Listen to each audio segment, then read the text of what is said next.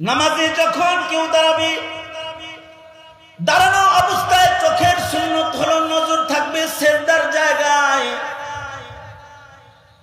যখন রুকুতে যাবে তখন নজরের সুন্নত হলো তার চোখের দৃষ্টি থাকবে দুই পায়ের মাঝখানে।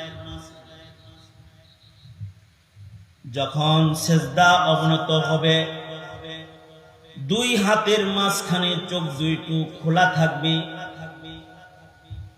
যখন তাশাহুদের বৈঠকে বসা থাকবে তখন নজরের সুন্নত হলো তার চক্ষু দৃষ্টি কোলের উপরে থাকবে,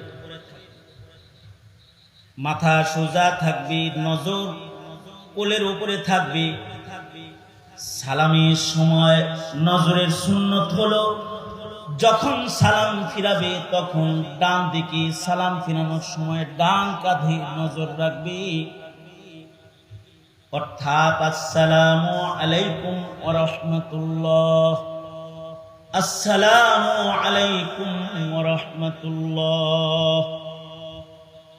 নজর কোথায়? এইখানে। এটাই সুন্নাত।